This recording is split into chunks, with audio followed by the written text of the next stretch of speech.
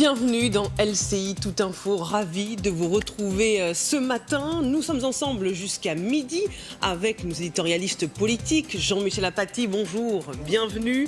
Frédéric Delpech, bonjour. François-Xavier Pietri pour l'économie, bonjour. Et notre invitée, Linda Kebab, bonjour. Déléguée nationale du syndicat Unité SGP Police FO, merci d'être avec nous ce matin. Au sommaire, ces scènes qui rappellent à l'exécutif que la contestation est toujours là. Des affrontements entre forces de l'ordre et émeutiers, gilets jaunes en tête. Le 14 juillet, est-ce le retour des violences chaque week-end? L'État a-t-il été dépassé? Des magasins pillés, des incidents après la victoire de l'Algérie. Le dispositif policier était-il suffisant? Y a-t-il eu un manque d'anticipation? On va en débattre. Et aujourd'hui, on a des représentants du personnel qui viennent parler autour du plateau, alors qu'en réalité, en matière de communication à la population, ce n'est pas au syndicat de le faire, mais au ministère de l'Intérieur, à la préfecture de police pour ce qui est de Paris, mais de manière plus pérenne. C'est pas la discrétion le problème. Enfin, du moins, ça peut c'est être aussi un problème de communication. Est-ce qu'il est à la hauteur? C'est ce que vous... Non, mais j'y viens, vous inquiétez pas. Et puis dans le reportage, on disait aussi, est-ce que ça n'a pas manqué d'anticipation J'y viens, ne vous inquiétez pas. Notamment pour les Champs-Élysées le matin. Aucun sujet n'est tabou. En matière d'anticipation, oui, il y a un problème d'anticipation stratégique. On l'a vu déjà jeudi soir. N'importe qui peut être étonné qu'un soir de match de la CAN avec un match de l'Algérie, on a des précédents. Je veux dire, on n'est pas en train de faire de l'a priori, de l'amalgame. On a une diaspora algérienne qui est importante en région Île-de-France et d'autres grandes villes de France. Il est normal d'anticiper dans ces conditions. C'est pas comme si on était en train de faire de l'a priori. Hier soir, on a une convergence des dates avec la fête nationale, certes. Le souci, c'est qu'au-delà de l'anticipation qui a manqué, la stratégie de l'amateurisme, appelons ça comme on veut, mais en tout cas pas à la hauteur de ce que les Français attendent, il y a aussi un problème d'effectifs. Alors on en parle depuis 10 ans et c'est vrai que c'est pas concret pour le téléspectateur lambda de parler de manque d'effectifs, mais ça se voit quand il y a des débordements. Et ils sont très récurrents aujourd'hui en France parce qu'on a une contestation sociale qui dure depuis des années et avec des événements qui deviennent récurrents, une délinquance qui monte. On se rend compte qu'on n'a pas assez de policiers. Il y a aussi ce problème. Hier, il y avait assez de policiers? Certainement que non. Mais est-ce qu'on pouvait en avoir plus? Non. Pourquoi? Parce qu'ils sont aussi tous épuisés et qu'on a baissé le nombre d'effectifs. Donc forcément, ça s'en ressent. Dans un mois, on a le G7. Donc on a des policiers qui sont encouragés à prendre leur congé en juillet. On a le Tour de France. Donc on a des forces mobiles qui sont mobilisées. Au bout d'un moment, on ne peut pas faire mieux. Ce n'est pas aux policiers qu'il faut accabler. Ce n'est pas les policiers qu'il faut accabler. Je veux dire, dans un magasin, quand ça ne fonctionne pas, ce n'est pas la caissière qu'il faut accabler, c'est la direction. Et c'est le même fonctionnement dans la police. Le souci aujourd'hui, c'est que on parle d'anticipation, de manque d'effectifs, mais on ne peut pas faire mieux avec ce qu'on a sur le terrain. Il y a un véritable manquement, mais au-delà de ça, il y a une espèce de laisser-aller. Très sincèrement, et en tout cas, c'est plus que le sentiment, c'est la constatation qu'on fait sur le terrain. Il y a un laisser-aller.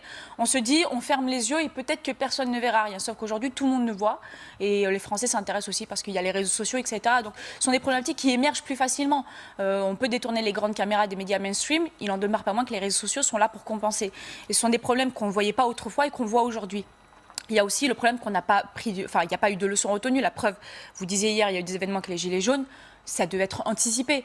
On peut parler d'essoufflement autant qu'on veut, mais c'est de faire de la politique de l'autruche. Enfin, on ne peut pas se permettre de dire qu'il ne va rien se passer un 14 juillet sous prétexte que le défilé est sacré. On sait très bien qu'il y a plus de sacralité dans l'esprit de certaines personnes. Et c'était quand même 4 000 à 5 000 policiers mobilisés. Les Gilets jaunes n'étaient pas aussi nombreux. Alors, c'est une mobilisation déjà qui est en rapport avec le 14 juillet.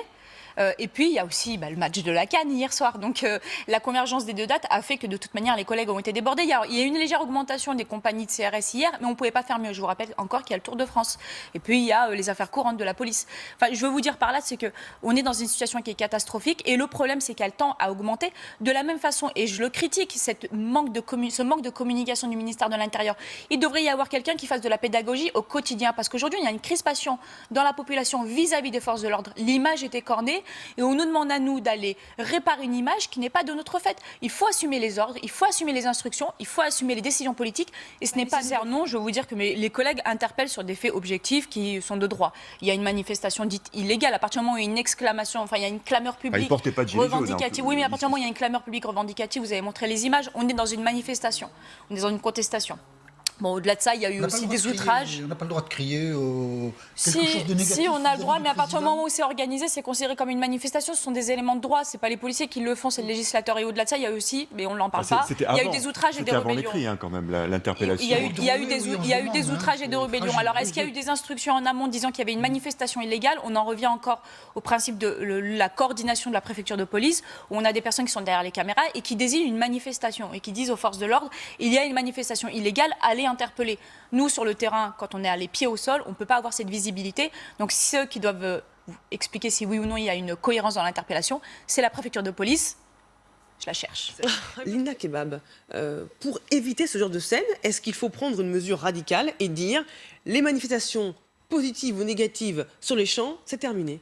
Alors ça, logiquement, ça ne devrait pas être de ma compétence, même si on peut, d'un point de vue des observations précédentes, se dire qu'en effet, il y a un point de crispation autour des Champs-Élysées. Il y a une loi anti-casseurs qui est passée par là, avec des prérogatives qui avaient été, en tout cas, évoquées pour les préfets, mais en tout cas, le préfet de police a pouvoir d'interdire les Champs-Élysées. Il l'a fait pour les Gilets jaunes.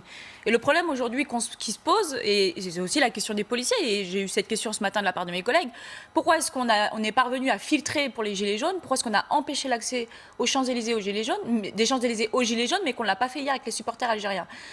Parce qu'il y a le problème de cet effet plumeau où, en effet, quand on va aller bloquer sur un endroit, et ben, le souci, c'est qu'il va se reporter quelques mètres plus loin.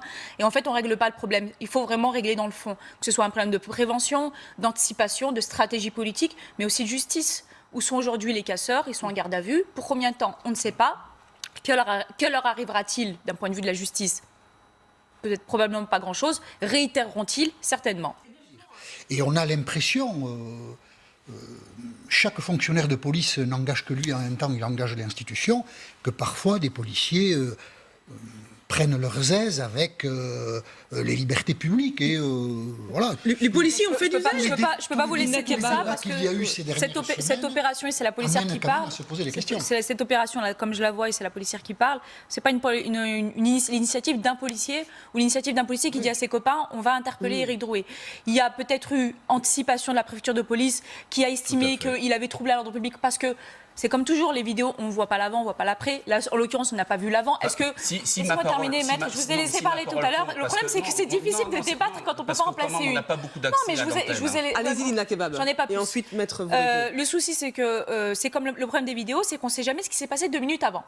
Est-ce qu'Éric Drouet a tué quelqu'un? Est-ce qu'il a outragé? Est-ce qu'il a renversé une dame et il s'est enfui? On ne sait pas.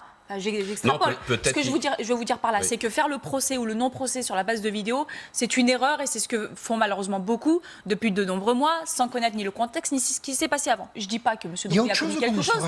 Je dis juste que dire que les policiers ont mal agi, non, peut-être que les policiers, on leur a dit M. Drouet, parce qu'il y a le code pénal qui le dit, M. Drouet a commis une infraction, M. Drouet a peut-être été dans une manifestation illégale, donc la préfecture de police peut dire aux policiers, interpeller l'individu. Si on ne peut plus faire confiance à notre autorité hiérarchique, il y a un problème.